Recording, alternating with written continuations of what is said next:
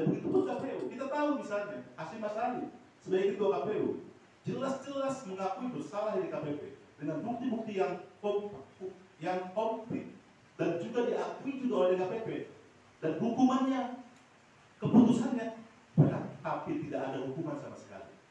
Ya itu jadi mana interpretasi? Kan gitu.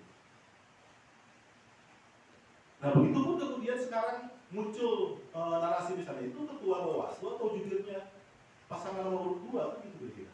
Nah paslon nomor 2 itu kan juga bukan hanya sekedar opini yang berkembang saja, tapi melihat sebuah indikasi yang nyata. Bagaimana kemudian tahapan baru saja dimulai langsung menyimpulkan gitu. Kejadian baru saja terjadi tapi langsung disimpulkan. Tidak ada proses kajian, proses analisis yang pada akhirnya kemudian memutuskan dengan sesuatu yang objektif. Nah begitu pun DKPP. DKPP misalnya ya dengan material-material orang yang sudah juga dikatakan oleh partai politik yang pada akhirnya kemudian harusnya DKPP itu menjadi dihuni oleh orang-orang yang satu seperti di bawah dewa, yang harus memiliki integritas yang amat sangat tinggi. Ya pada akhirnya kemudian juga DKPP sebagian besar orang yang isi DKPP adalah orang-orang yang sudah cacat etik, karena memang sudah pernah kena hukum etik. Ya terus gimana? Nah pada akhirnya kemudian dalam konteks penyelenggara pemilu pun ini sudah terjadi konspirasi yang luar biasa. Nah maka kemudian apa yang bisa diharapkan dari penyelenggara pemilu yang menyelenggarakan pemilu dengan penuh konspirasi itu? Nah akhirnya kemudian akan merembet pada masyarakat. Jadi di masyarakat pun kemudian terbawa arus. Seperti misalnya transaksional sudah sekarang itu sudah suatu hal yang lumrah dan serba permisif, bukan suatu hal yang melanggar atau kemudian takut dan seterusnya. Ya begitu pun kemudian dengan simbol-simbol strategis. Dan sekarang juga tidak ada juga yang bergerak untuk mendorong atas perbaikan pemilu yang terjadi hari ini. Nah yang pada akhirnya kemudian dengan konteks, dengan konstelasi, dengan dinamika seperti itu, pada akhirnya kita akan sisa 40 hari lagi, dan seperti apa ini? Karena banyak berbagai macam presiden, kasus segala macam, itu nunggu tidak selesai, tidak ada ujungnya seperti apa.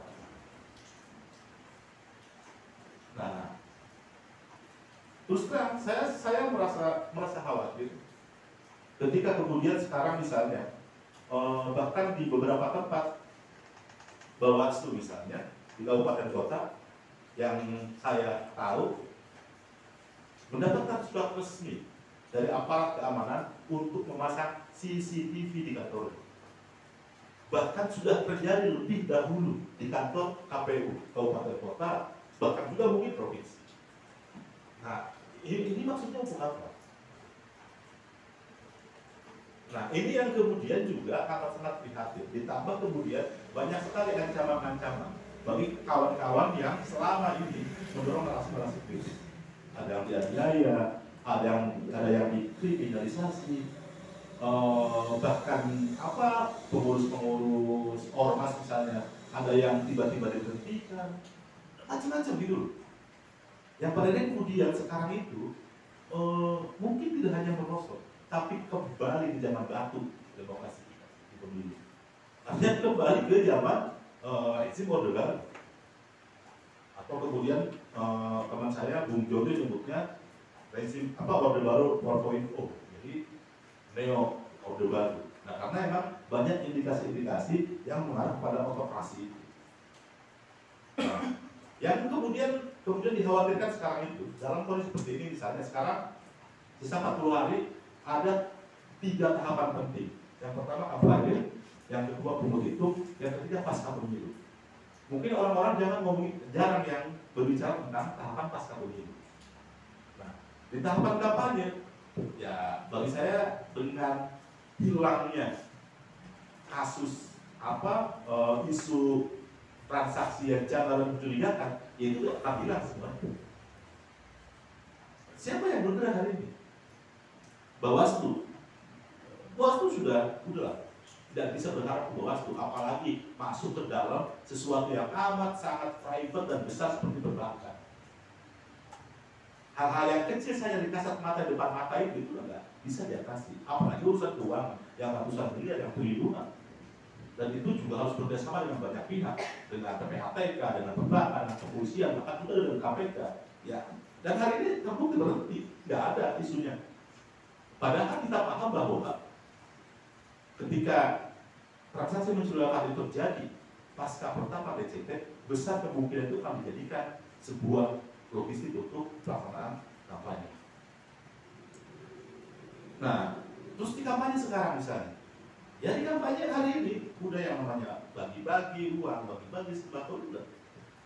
Nah kemudian di tahapan pungut itu, dan di tahapan pungut itu ini yang saya pikir juga menarik, juga mengarah kepada logistik. Nah logistik kita itu harus seperti itu. Nah bagaimana kemudian penyiapan logistik yang lain? Bahkan hari ini misalnya harusnya kertas DPD itu belum boleh dicetak. Karena masih ada komplain dan proses hukum yang masih berproses, seperti Irman Gusman. Irman Gusman sekarang menggugat ke PT UN karena dia akhirnya memenangkan gugatan itu, dan harusnya KPU melaksanakan rekomendasi atau putusan hukum PT UN. Tidak dilaksanakan, tetap aja Somas Go, karena tetap sudah dicetak suaranya. Gitu. Nah itu kemudian Irman Gusman mengacu dari KPP yang nggak tahu bagaimana masih.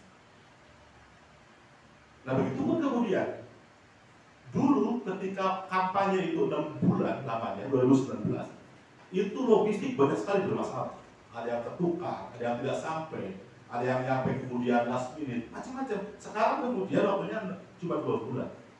Bagaimana jaminan atas penyiapan logistik yang tepat waktu? Nah ini saya pikir juga sangat mengerikan ketika penyiapan logistik. Belum lagi kemudian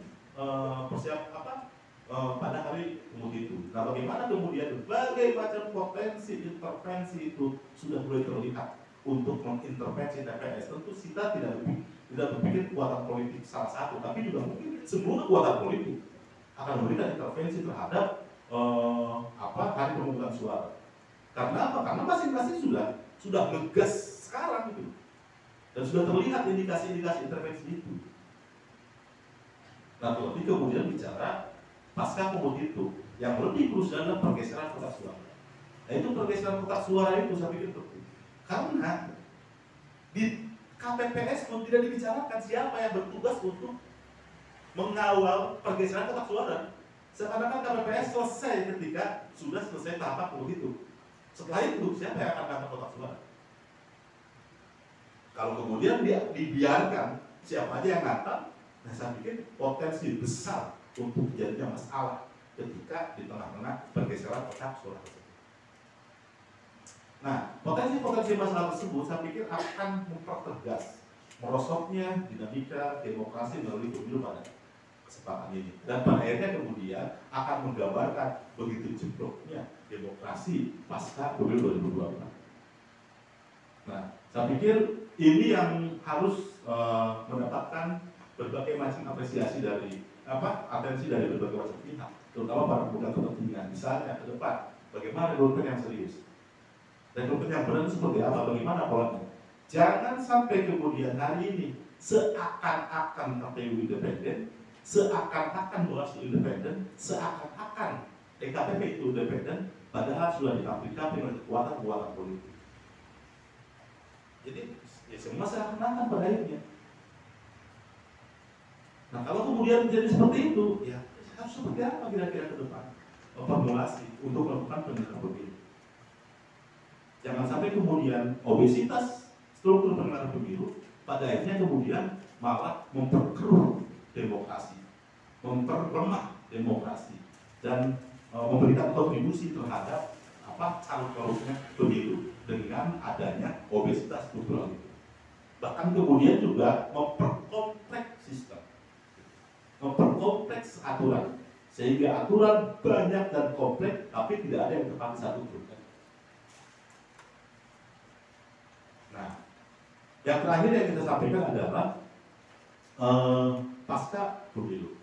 Nah, saya pikir kita karena memang tidak lama lagi pasca pemilu, kita harus juga masyarakat terutama untuk memberikan atensi yang luar biasa, karena memang dengan berbagai macam indikasi rentetan peristiwa politik itu bukan tidak mungkin kemudian akan terjadi hal-hal yang tidak diinginkan ketika kemudian pasca pemilu. Nah, belum nanti setelah pasca pemilu kita masuk ke pilkada, dan sekarang undang-undang pilkada itu sudah masuk ke badan legislasi, dan itu sedang digarap terkait dengan majunya pilkada pada bulan September yang harusnya bulan November. Nah, itu kemudian ketika majunya pun itu sudah mempunyai indikasi ada apa kan gitu. Belum lagi kemudian terkabulnya gugatan wali kota seperti Bima, Emil Dardak dan seterusnya oleh MK itu terkait dengan genap 5 tahun masa jabatannya. Karena di pilkada serentak itu banyak sekali jabatan-jabatan bupati, wali kota, dan gubernur tidak sampai genap 5 tahun karena adanya undang-undang pemilu serentak. Walaupun di dalam undang-undang 10 2016 itu secara rinci diatur, misalnya yang pilkadanya tahun sekian, maka di jabatan tahun sekian, pilkadanya tanggal sekian, habis jabatan tahun sekian. Tapi prinsipnya gugatan-gugatan yang disampaikan oleh Bima dan kawan-kawan itu adalah memberikan gugatan substansinya genap 5 tahun, bukan tidak bicara angka-angka itu. Nah, artinya harusnya itu berlaku hukum ketika kemudian MK mengabulkan itu, walaupun gugatan ke MK itu bersifatnya parsial, tidak ada pengembangan kasus. Ketika yang lain ingin juga digenapkan 5 tahun, ya harus mengajukan aja gugatan itu. Tapi substansinya adalah gugatan genap 5 tahun itu pasti akan mengancam pelaksanaan pemilu serentak. Nah, karena apa? Karena tidak sinkron undang-undangnya. Di Undang-Undang 10/2016 jelas sekali mengatur pemilu pilkada serentak itu dengan berbagai macam pangkasan-pangkasan, pengurangan-pengurangan masa jabatan. Tapi di Undang-Undang Penyelenggaraan Pemerintahan Daerah itu tidak dirubah. Masa jabatan bupati, wali kota, gubernur 5 tahun kan begitu. Dan kan rawan tidak disinkronkan. Begitupun dalam terjemahan Undang-Undang Dasar 1945 itu jabatan bupati, wali kota, kepala daerah lainnya itu 5 tahun. Nah, artinya kemudian ini juga sebuah bentuk bahwa tidak sinkronnya undang-undang yang pada akhirnya ketika pasca pemilu ini mau dipakai yang mana? Mau yang 5 tahun atau mau pilkada? Dari tahun ke-7 sampai sekarang sebagai pemantau, posisi saya tidak berubah. Saya tidak pernah masuk ke struktur penyelenggara, itu tidak pernah masuk di struktur manapun. Ya. Dari dulu saya sampai sekarang sebagai pemantau, ya. Jadi di lembaga independen. Nah, tentu saja yang Orde Baru itu dikategorikan karena tidak masuk dalam kategori pemilu yang kita anggap sebagai pemilu yang jurdil dan sebagainya, dengan prinsip-prinsip jurdil dengan aturan sistem yang mendukung, ya, prinsip-prinsip itu ditegakkan. Nah, oleh karena itu ya kita hitung sejak tahun 99, 2004, 2009, 2014, 2019, dan sekarang 2024. Dari pemilu 99 yang saya ikuti sebagai pemantau, saya menyatakan bahwa inilah kali pertama menurut saya pemilu paling buruk dalam sepanjang era reformasi. Bukan berarti yang sebelum-sebelum bagus, bukan. Kan kata ada paling buruk di situ. Itu paling tuh. Yang sebelum-sebelumnya juga sebetulnya mengalami proses ya, yang menuju ke arah tidak tertiban, ke arah ketidakbagusan pelaksanaan itu tidak. Nah, sekaranglah kita mengalami yang saya paling buruk. Tadi Bu Bius mengatakan paling terburuk ya istilahnya dalam proses pelaksanaan. Nah, dari apa saja variabel yang memungkinkan kita untuk melihat itu? Pertama tentu dari penyelenggara pemilu. Tadi Bu Bius sudah menyinggung. Nah, yang kedua variabel peserta pemilu. Dalam hal ini baik partai politik maupun kandidat calon presiden maupun wakil presiden dan juga mungkin para